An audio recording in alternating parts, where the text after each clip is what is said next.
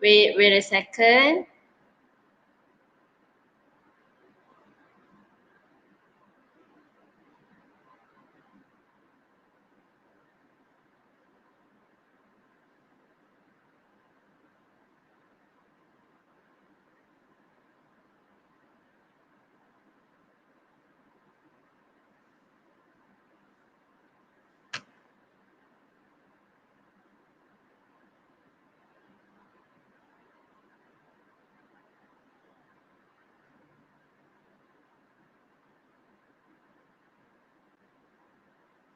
Ini let's go.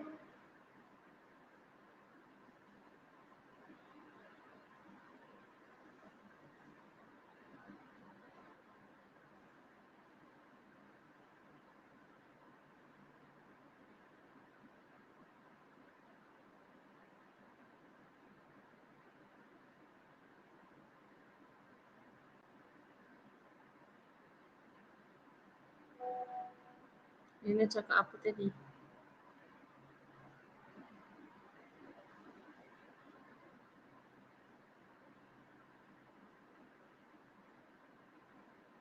Kenapa tak ada bunyi? Ini tak ada bunyi.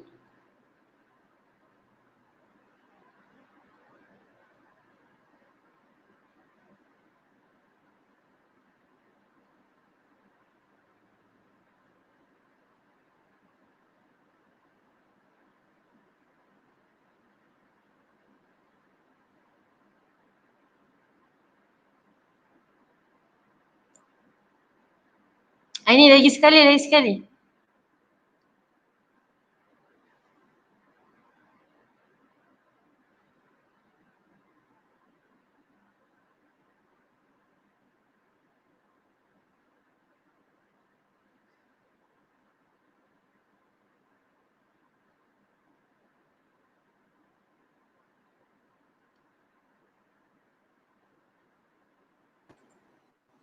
Ini sekarang ni I tak share screen.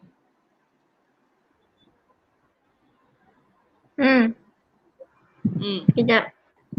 Dah kena on ni. Nampaknya share audio. Try dulu. Apa ni? Be careful sharing screen. You're sharing everything you hear, including your voice. That's one of them. Maksudnya? Kena Chrome tab ke? Try.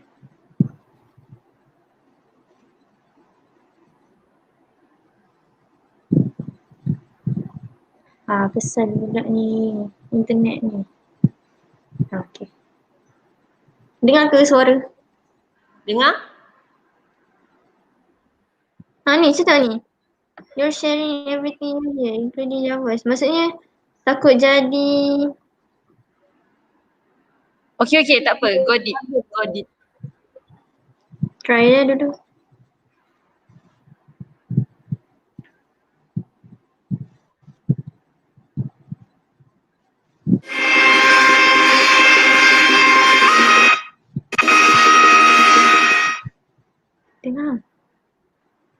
Dengar tak?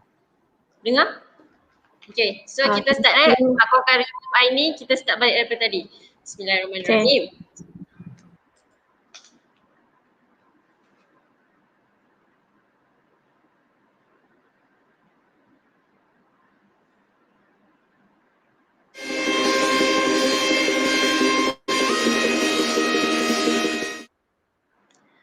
Assalamualaikum and welcome back to Halal News. So today our topic that we will discuss is about Shariah ritual cleansing, which is Sertu, and tanning, which is Dibagh. So today our topic will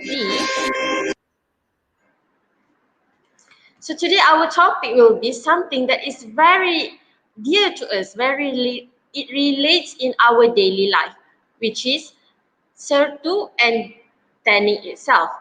So moving on. So today lagi sekali Sekejap.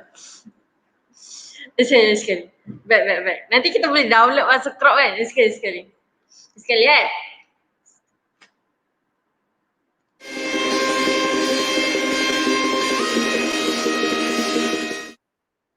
Assalamualaikum and hi. So today we will be discussing about the ritual cleansing, which is Sertu and Dibagh. Nowadays, there are so many issues regarding these two elements. So we will dig into these issues and we will invite some of our speakers from UiTM Shah Alam to brief about this issue.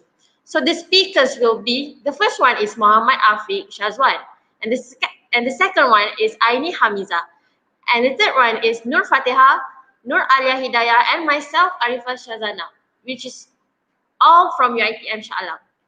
Next. So if you wonder, the increasing demand of halal products has made consumers aware of the importance of good quality in products. Hence, Sertu and tanning provide assurance to a clean and safe consumption, right?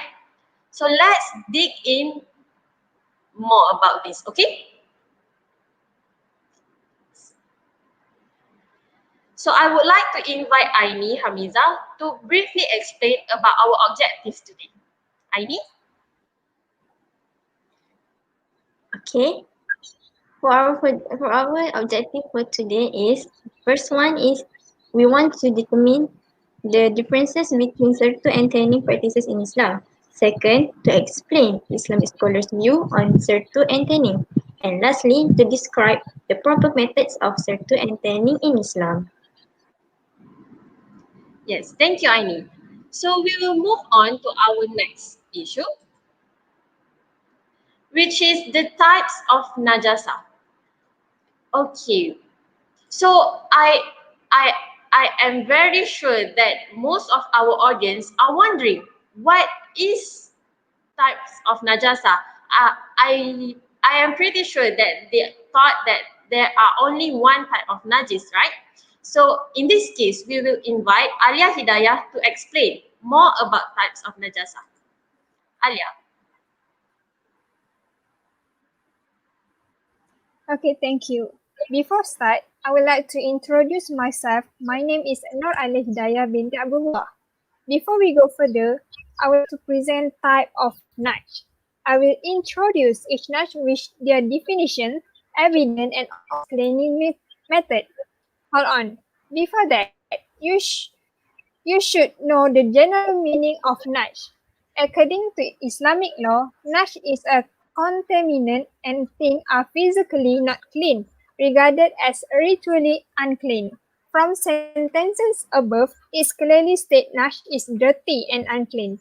Nudge are divided into three categories. We will go through one by one of each nudge. Let's continue. Firstly, we will present about nudge mutawasitah. As you can see, the definitions from terminology or what we call in bahasa, like najis, which is a najis ringan. For estimate istilah is najis is urine from a baby boy at the age of 2 years and below who has not consumed any other food except his mother milk. This is based from this hadith as shown under this. It is narrated from Ummu bin Miksan that he came to see Rasulullah by bringing a small child who does not consume other than milk. Then he put the small child in the arms of Rasulullah. After being held by him, the little boy peed on his shirt. Then he asked for water to be taken, and by him the water was sprinkled and on his clothes, washing it. As we can clearly see from the hadith above, it only takes simple steps to purify the nash. It's remove nash and sprinkle water over the contaminated area. Next,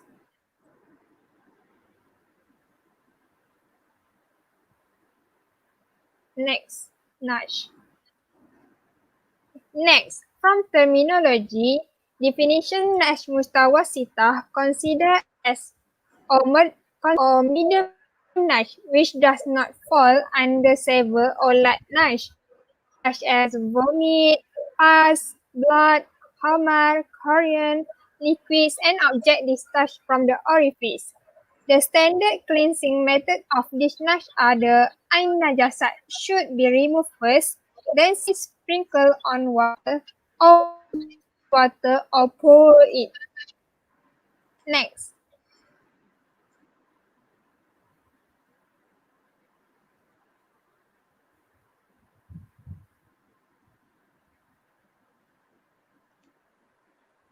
Lastly, type of nash, which is nash mughallazah.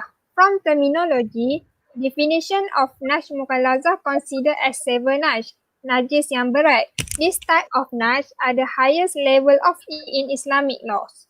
The example of nash occur due to the dogs, pigs, and including liquids and object discharged from their orifice, descendant, and derivative. The evidence of dog that contribute as Nash Mukhalaza. This is based on a hadith shown on the slide. This is based on hadith Abu Hurairah radhiyallahu anhu. He said, there is a dog in your house.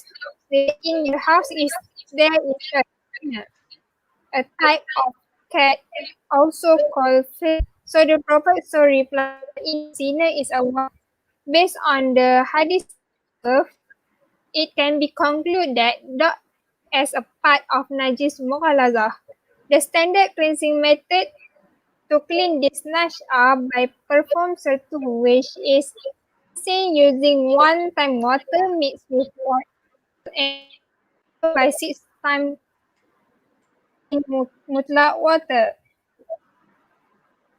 What we call is sertu. Thank you. All right. Thank you to our speaker, Alia Hidayah. So we will move on to our next issue, which is, so what you can see here is a type of soil, which is a clay soil. So what does clay soil have to do with our topic today? We will move on and invite our next speaker, which is Nur Fatihah binti Razak, to explain about Sertu, which is also known as ritual cleansing. Fatihah. Thank you, Shazana.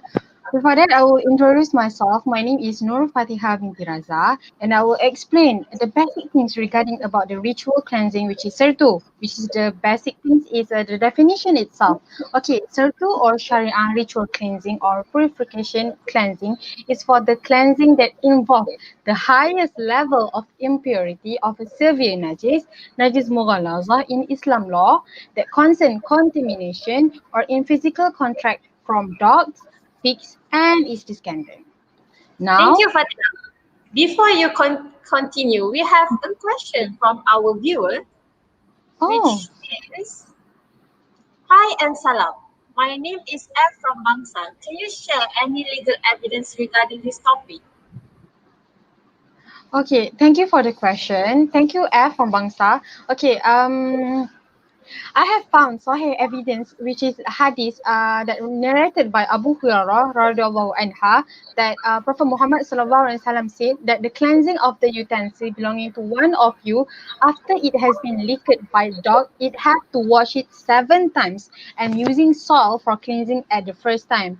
This is the evidence that Allah subhanahu wa ta'ala and Prophet Muhammad sallallahu alaihi wasallam allow people to purify something that have been licked by dogs. Something like that. That's all. Thank you, Fatihah. We will see you in our next topic, right? Okay, yeah. Right, Bye. thank you. And now we will move forward. The next that we will share in today's topic is regarding the ruling of washing 7 times. Well, in this case, there are several opinions about washing 7 times, because in Sertu, as Miss Alia have mentioned, we need to wash 7 times, and one of it is water mixed with soil, right? So Al-Malikiyah said that opinion of washing 7 times is ta'abudi, which means symbol of obedience. In this case, if the water is licked by the dog, then the water remains pure. While on the other side, Al-Hanafiyah, Shafi'iyah, and Hanabila said that ta'abud is just for the 7 times washing. not for the practice of purification, so for its legal reason. Therefore, if the water is leaked by a dog, then the water became najis. And we move on to, so in this case, Mazhab Maliki, Shafi'i and Ahmad said that it is obligatory, wajib, to wash 7 times because they refer to the hadith from Abu Hurairah. While Mazhab Abu Hanifa says that it is not obligatory to wash 7 times because the fact that the dog's saliva is the same as other nudge. But it is enough to wash with only one washing to remove the nudge. However, guys, washing 7 times is mustajab, highly recommended, but not obligatory.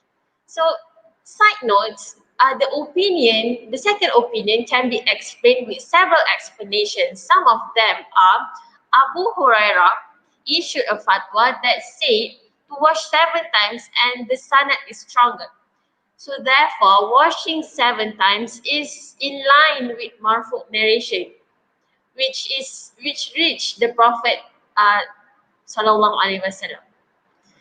So that's the scholar's view. We will move on to our next point, which is this is the basic element of Sertu, which uh, we need water, the most important thing. We need soil because we need one mixing with water and soil, and then the procedure of cleansing itself, which we can refer to MS 2400.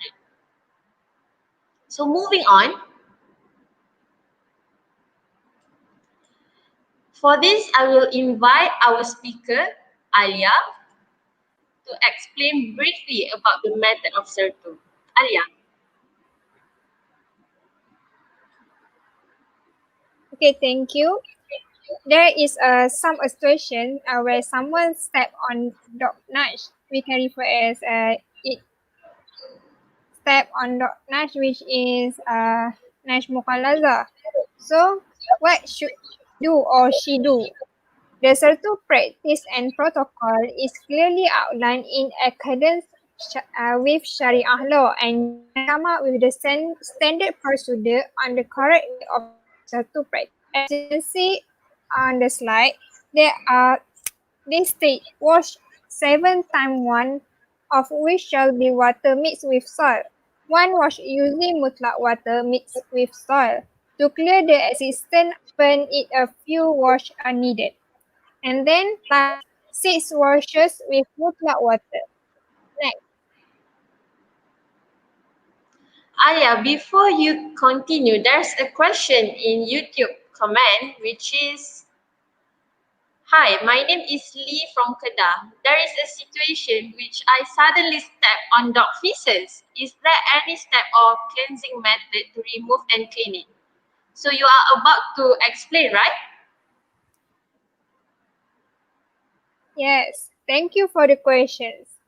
I'm gonna read the cleansing method one at a method by clearly so all of you can follow and apply it to purify the nudge. Firstly, the first step is to remove all existing najasat, that can be seen with naked eyes. Which means if there is a dog faces, you should remove it first until it's clean, no longer visible. And then provide add water by mixing a little soil into it so that the soil changes the color of absolute water to the color of the soil and level the compound. Which means air yang sediakan air yang cukup dan campurkan tanah di dalam air tersebut dan pastikan air tersebut berubah warna. And then washing the place or object exposed and contaminated to naj mukhalaza with the water mixed the soil until it reach the desired place as the first wash. Cuci bahagian yang terkena najis dengan air yang dicampur tanah agar dia bersih dan hilang semua najis tersebut. Then, after the completion of the first wash, then the place or object should be washed by repeating the same process 6 more times using absolute water until the completion of 7 wash in all. Itu teruskan dengan membasuh 6 kali basuhan air mutlak supaya dia akan lagi bersih. Itu sahaja. Thank you, Alia. Thank you for listening. I hope all that and thank you. Thank you. So we will move on because we have so many to share with our viewers today. The next thing is we have a tweet from Jack Dorsey. My wallet is made out of crocodile skin. Can I bring it into my solat? Is my solat acceptable? Well, moving on, I need to answer Jack Dorsey's question.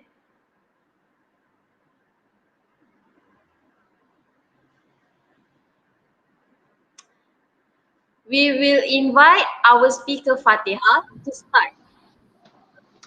Okay, it's me again, Fariha. Hi. I would like to share again about the definition, but in the concept of tanning, a debug. A debug is actually tanning is actually originated from an Arabic word which is a debug, means a method used to purify the animal skins. And according to Al-Sharbani, the definition of a debug is the process of removing remaining fat and dirt, which is al-fudul, from the animal skin, in which without such a removal, the skin will be damaged and destroyed. So that's the definition of tanning. So we're moving on to the evidences. This evidence is a hadith regarding on tanning. It was narrated from Aisha radhiallahu anha that Prophet Muhammad sallallahu alaihi wasallam said, zakatu ad-dibagha. Azakatu maitati dibahuha, which means the dead animal is purified by tanning it. Sunan An-Nasa'i, which means the dead animal is haram because it's a carcasses. But if you use the method of tanning, it is halal to be used to add to other benefits like for industry products, such like that. That's all. Thank you. Thank you, Fatiha. We'll see you again, inshallah. Inshallah. So, related to what our speaker Fatiha just mentioned, now we will go through the hukum on animal skin according to Islamic scholars. Well, in the right side, you can see that we have Shafi'i scholars, Hanafi scholars, and some of Hanabila scholars. Well, in this case, skin of carcasses that eats flesh is permissible to be eaten, and the skin of carcasses that eats flesh is not permissible to be eaten will be pure after undergo the tanning process. Well, in this case, except with the exception of the skin of dogs and pigs, because our speaker Alia had just mentioned that these two animals are Naj Mughalaza. Okay, moving on.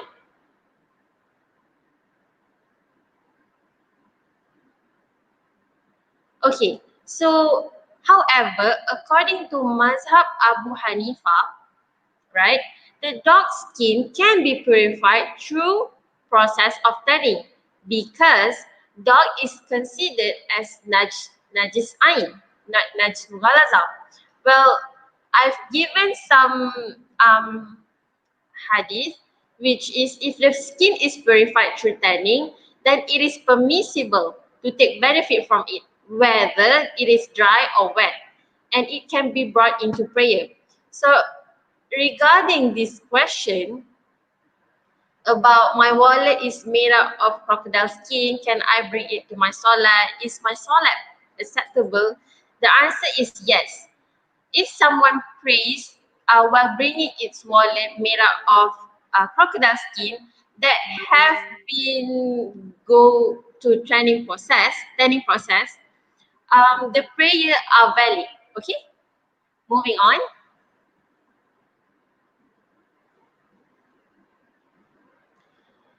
Okay, so these are the opinions of Mazhab Maliki and some of Mazhab Hanbali. The skin of animal from carcasses cannot be purified through tanning. And I've included some hadiths, for example, from Abdullah bin Uqaim, the messenger of Allah wrote to Juhaina, do not make use of the skin and sinew of dead animals. So that's the opinion from these both mazhab. And we move on to our next point, which is, all right, this one is regarding the animals that are not permissible to be eaten. So what happened? So back to the question before, if the body part of an animal, including its skin from the non-halal animals such as crocodile, monkeys, or even lions, is separated from its body while it is still alive or dead, it is declared as carcass, as bangkai. However, according to Shariah, this skin will become pure after undergoing tanning process. All right. Well, with exception dogs and pigs, like usual. So the next one is, I know this topic is quite heavy or quite difficult, but we can understand this, okay? Just focus. Okay, so what is the hukum on fur? For animals that are halal to be eaten while alive, if the fur is being pulled or it dies because of slaughtering process, the fur itself is pure and not najis. However, if the fur is separated after the animal become carcass, the fur is najis. Alright, next, the cow's tail, if the cow's tail were chopped out when the cow is still alive, the tail itself is considered as carcass, and so the tail is najis. Okay, what happened if the animal first, halal animal first, is pulled out while it is still alive, or it's shaved out like the sheep, the kambing biri-biri, right? So if the fur got some blood stuck at the fur itself is mutanajis. However, the fur will be pure after we clean the najis, we clean the blood. All right. Next, that is pretty clear. So we will invite our next speaker to explain about the proper cleansing method of tanning according to Islamic law. Aini? Hi, Assalamualaikum everyone. So my name is Aini Hamizah binti Ghazali. So let's take a look on the proper cleansing methods of tanning according to Islamic law and Malaysia standard. Okay, for the methods of sama, in terms of Islamic law, it can be divided into three methods, which is by using plants, and second, by drying process, and third, by using some substances. Okay, for the plants, this information are based on Kitab Fiqh, a study from Muhammad Saleh, a study conducted by the researchers, which is the plants.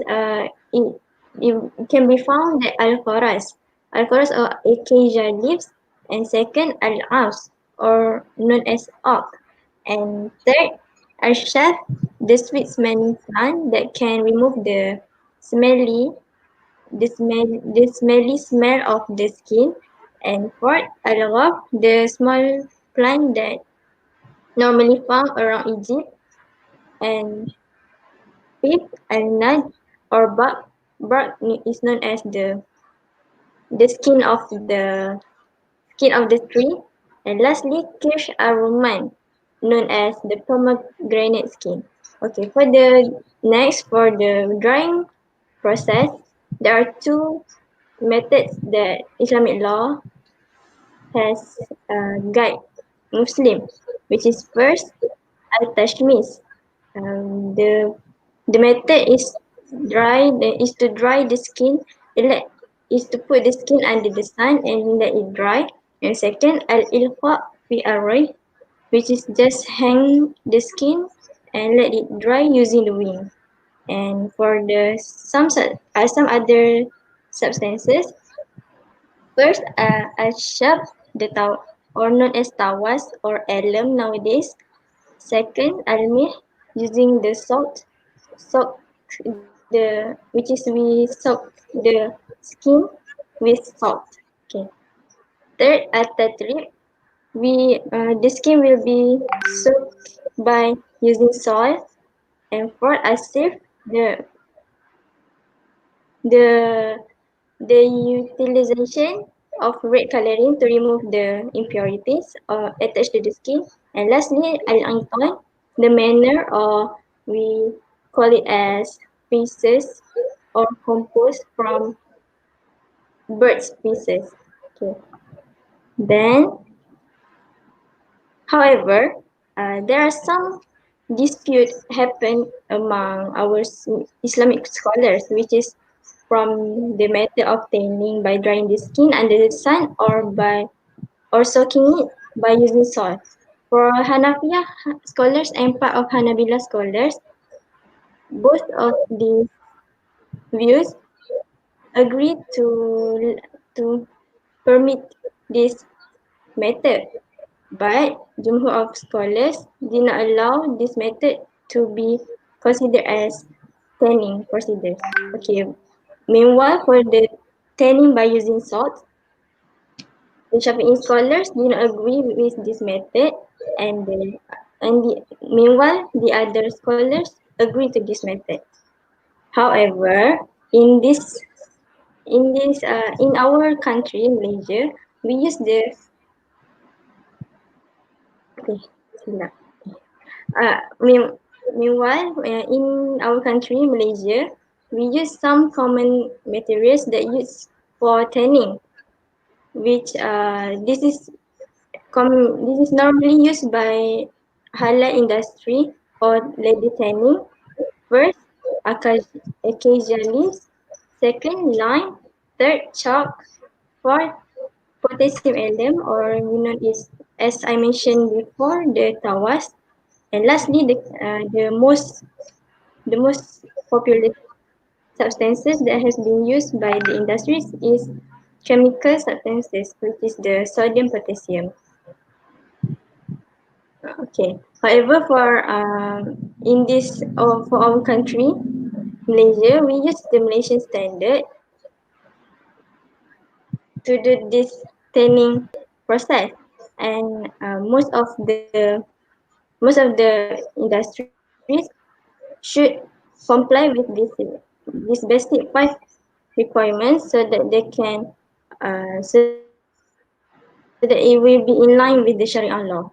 Okay, first we need to clean and purify the skin of animals. The skin of animals can be derived from halal or non-halal animals, except for pigs and dogs. And second, remove all the dirt and dung attached to the skin. Dirt and dung here means the blood, the mucus, the hair, and also the meat attached to the animal skin. Then next, the third step is use materials that can remove any dirt and impurities completely. As I mentioned before, the five common materials that has been used, all of them, we can use the material. Normally, we can mix any of those five popular substances to remove all the impurities attached to the skin.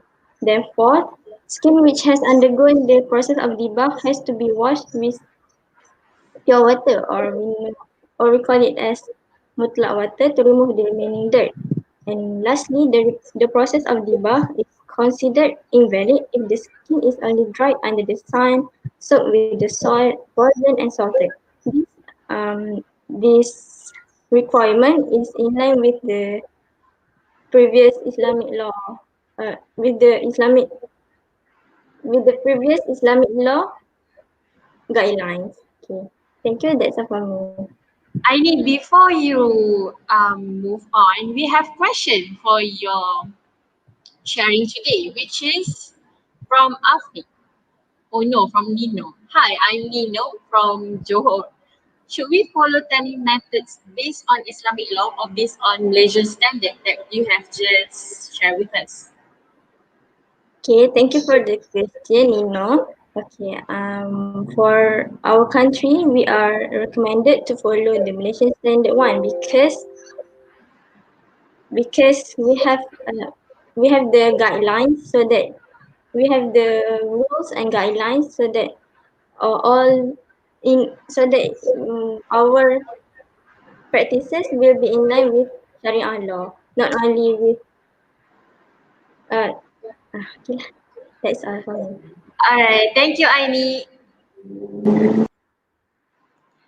So yeah, this is this might be your faces right now, our viewers, but don't be scared because oh wait, we have a question. Hello, I'm a newbie in this industry.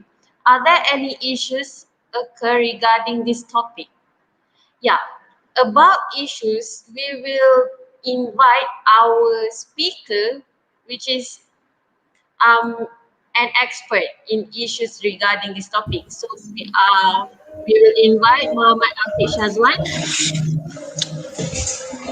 Hi Afiq, Okay. can you share Hi. with our viewers regarding the topic, the Uh, issue? o- okay. Thank you, moderator, for giving me a chance to deliver my speech about the issues in halal industry during my experience about 1 year in the industry.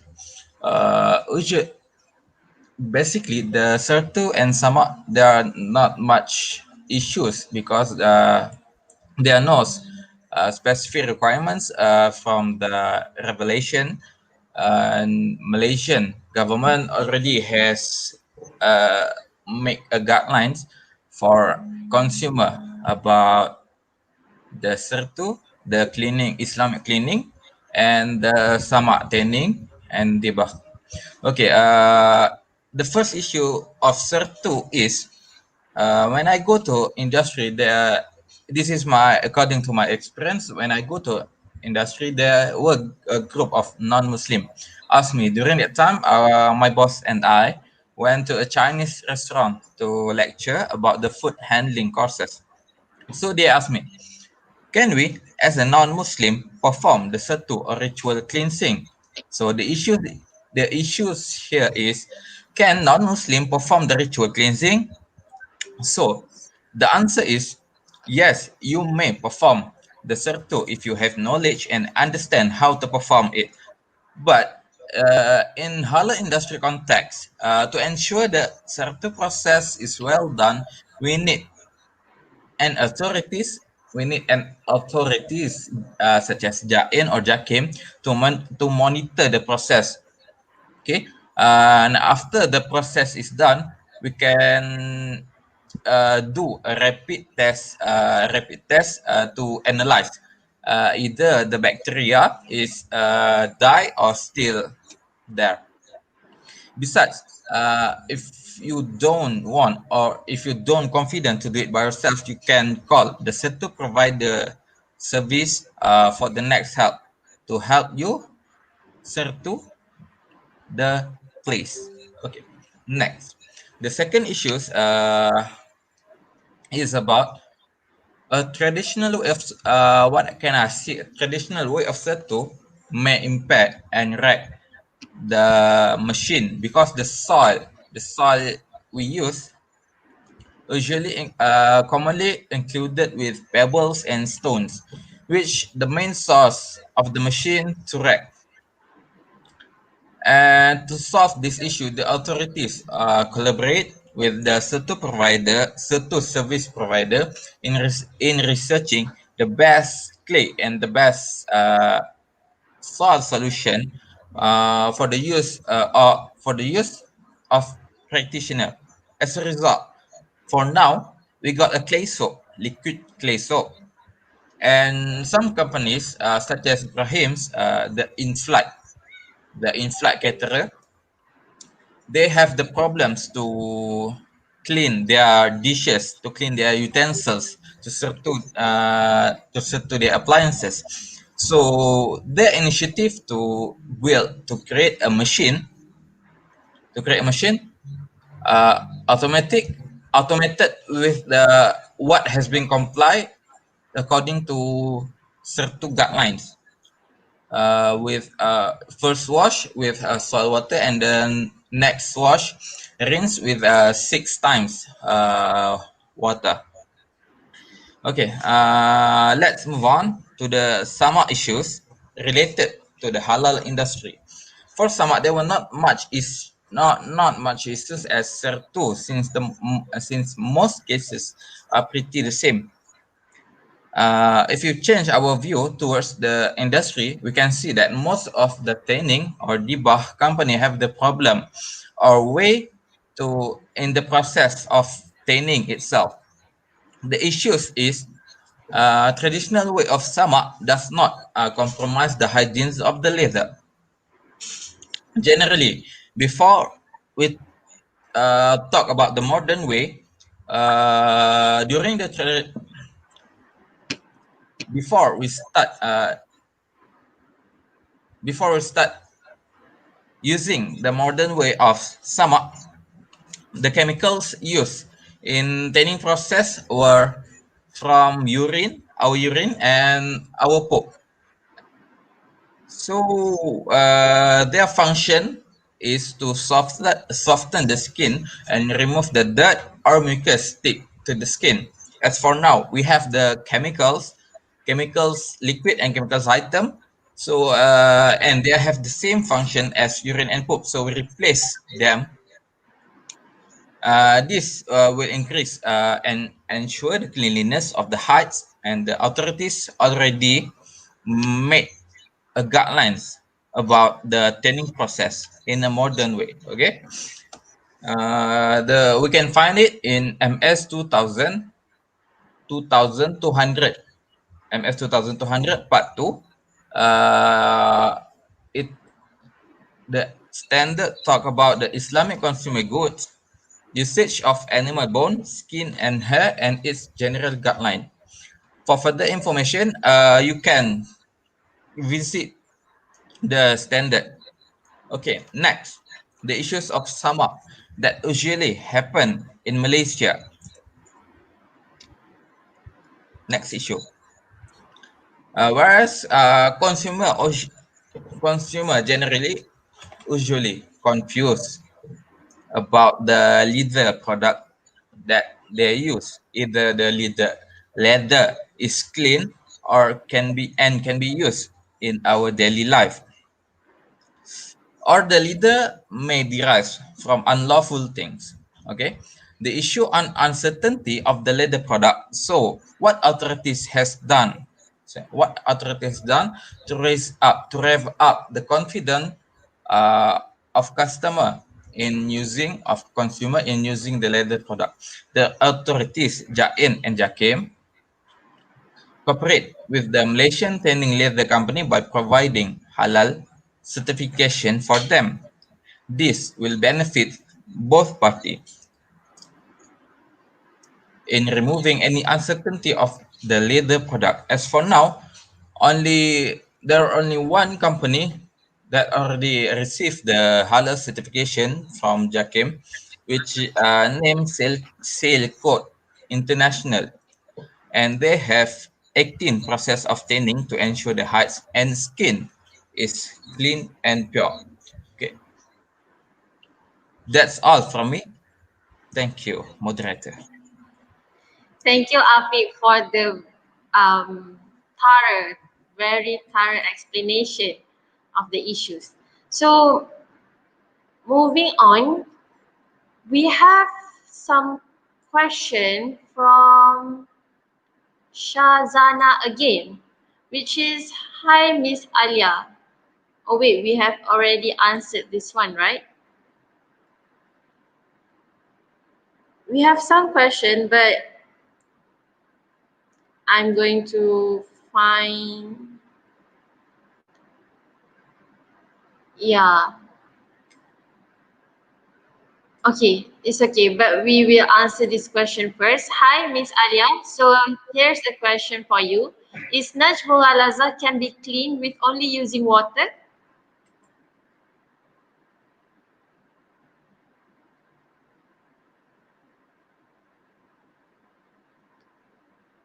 Alia, unmute yourself first.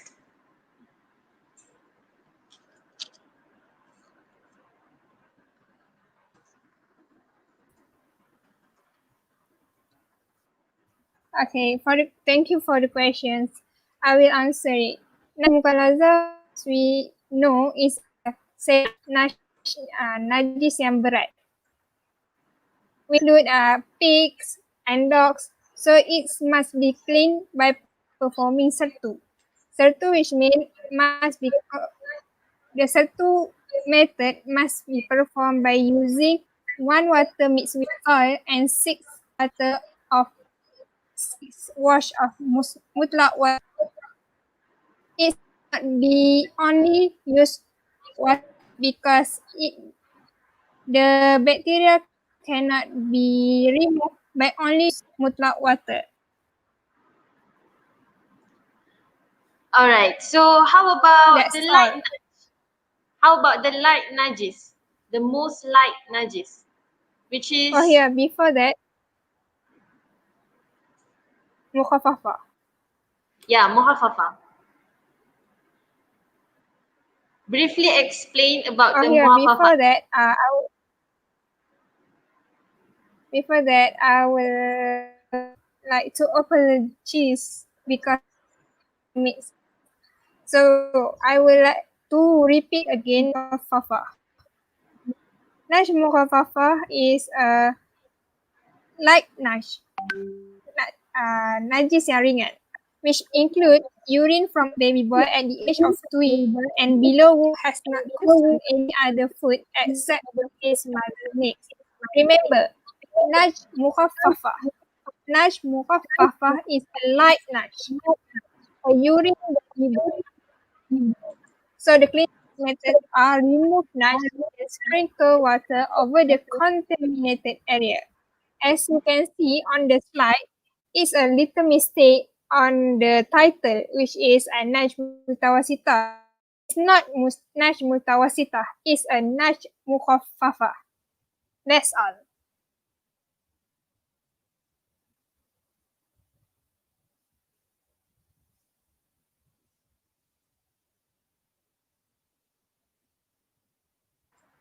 All right. That's all from me. Thank you, Alia, and thank you all presenters. So we are at the end of our presentation. I would like to invite all speakers back to our.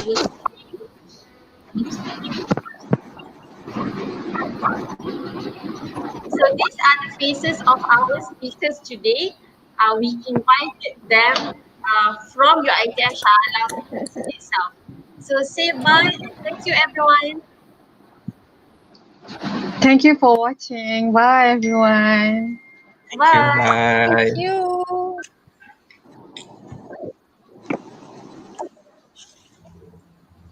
You guys are done.